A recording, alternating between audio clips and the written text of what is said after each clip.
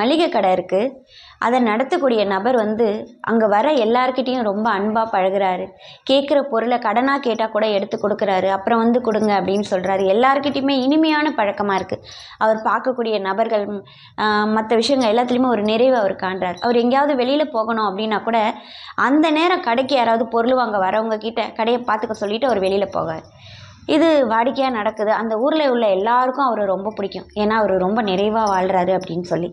ஒரு நாள் அந்த பக்கமாக ஒரு திருடன் வரான். இவர் அந்த நேரம் மதியானம் சாப்பாட்டு நேரம் அப்படிங்கிறதுனால இவன் வர்றதை பார்த்தோன்னே அவர் என்ன சொல்கிறாருன்னா, தம்பி இந்த கடையை கொஞ்சம் பார்த்துக்கோ, நான் போய் சாப்பிட்டு வந்துடுறேன், உனக்கு என்ன பொருள் வேணாலும் நீ எடுத்துக்கிட்டு பணத்தை வை அப்படின்னு சொல்லிட்டு போகிறார்.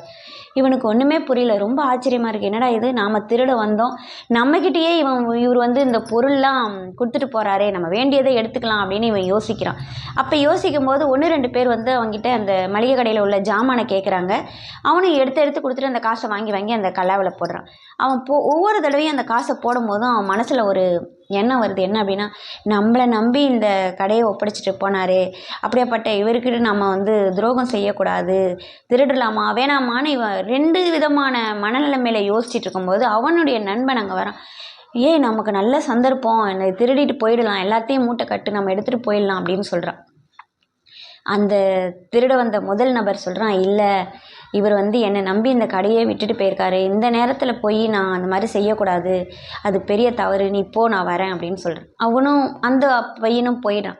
இவன் கொஞ்ச நேரம் கழித்து அந்த சாப்பிட போன அந்த மளிகை கடைக்காரர் வராரு. தம்பி, நீ போப்பா, உனக்கு என்ன வேணுமோ எடுத்துக்கிட்டு போப்பா அப்படின்னு அவர் சொல்லும்போது அவர் சொல்கிறான், நான் பணமெல்லாம் சரியாக இருக்கா, பொருள்லாம் சரியாக இருக்கான்னு பார்த்துக்கோங்க அப்படின்னு.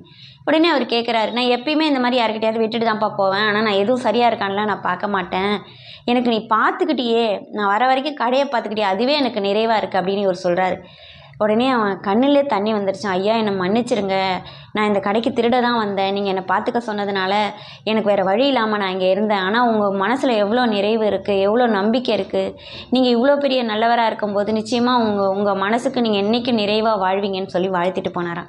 இவ்வளோ ஒரு நல்ல விஷயம் இல்லையா, அவர் மனதில் இருந்த நிறைவு. அவர் சொன்ன அந்த ஒரே ஒரு விஷயத்தை நம்ம யோசித்து பார்க்கலாமே, நான் வர வரைக்கும் பார்த்துக்கிட்டியே, அதுவே எனக்கு போதும்னு சொன்ன அந்த நிறைவு. இப்படி தான் மனித வாழ்க்கையில் நாம் எடுத்துக்கொள்ளக்கூடிய ஒவ்வொரு விஷயத்துலையும் நிறைவாக எடுத்துக்கிட்டோம் அப்படின்னா வாழ்க்கை மிக சிறப்பாக அமையும்.